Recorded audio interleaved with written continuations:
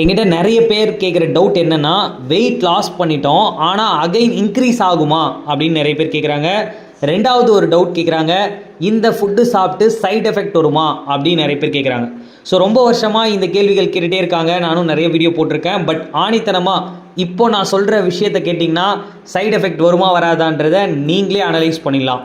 Number 1, இந்த ஃபுட்டை 44 வருஷமாக 95 கண்ட்ரியில் ஒரு நாளைக்கு 400 லட்சம் பேர் ஷேக் எடுத்துகிட்டு இருக்காங்க டெய்லி பேஸில்.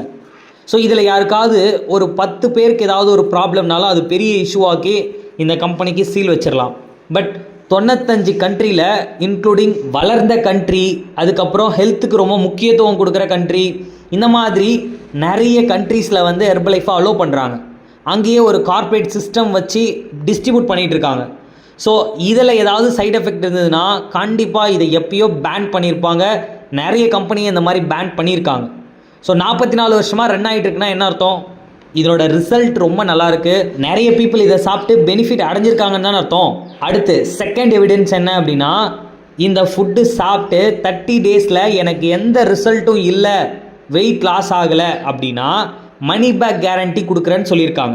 நீங்கள் வேறு எங்கேயாவது இந்த மாதிரி மணி பேக் கேரண்டியை வாங்க முடியுமா? வாரண்டி கொடுப்பாங்க, ஒரு பொருளுக்கு கொடுப்பாங்க. பட் எந்த ஒரு மெடிக்கல் சைட்லேயாவது உங்களுக்கு இந்த ஃபுட்டை சாப்பிடுங்க, இந்த சாலட் எடுங்க, இந்த டேப்லெட் எடுங்க, சரியாகலைன்னா நான் கேஷ் ரிட்டர்ன் பண்ணுறேன்னு சொல்கிறாங்களா? கிடையாது. பட் வேர்ல்டுலேயே வந்து பார்த்திங்கன்னா ஹெர்பாலைஃப்பில் தான் மணி பேக் கேரண்டி கொடுக்குறாங்க. சைடு எஃபெக்ட் வருமானு கேட்குறீங்கள, பட் ரிசல்ட் கிடைக்கலனாலே இதில் மணி பேக் கேரண்டி இருக்குது. இப்போ சொல்லுங்கள், இதில் ஏதாவது சைடு எஃபெக்ட் இருக்குன்னு நினைக்கிறீங்களா? அப்படியும் உங்களுக்கு டவுட் இருக்குது அப்படின்னா டிஸ்பிளேல தெரிகிற என்னோட நம்பருக்கு கால் பண்ணுங்கள், நான் உங்களுக்கு கிளியர் பண்ணுறேன். ஓகே.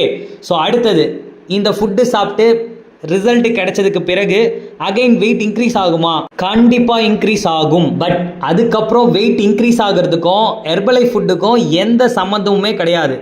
நீங்கள் வீட்டில் சாப்பிட்ற உணவுகள் அதிகமாக சாப்பிட்டிங்கன்னா வெயிட் அதிகமாகும், குறைவாக சாப்பிட்டிங்கன்னா வெயிட் குறையும்.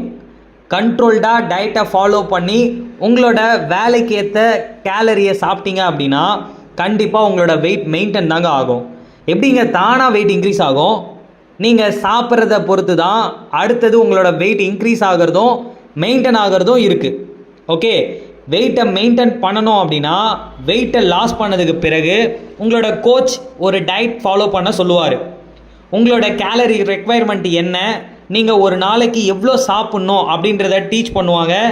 நீங்கள் அந்த டயட்டை ஃபாலோ பண்ணிங்கன்னா வெயிட்டை மெயின்டைன் பண்ணிக்கலாம். 100% மெயின்டைன் தான் ஆகும். பட் அதை நீங்கள் ஃபாலோ பண்ணாமல் உங்கள் விருப்பத்துக்கு சாப்பிட்டீங்க அப்படின்னா திரும்பவும் பழைய மாதிரி சாப்பிட்டிங்கன்னா பழைய வெயிட் வந்துடுவீங்க.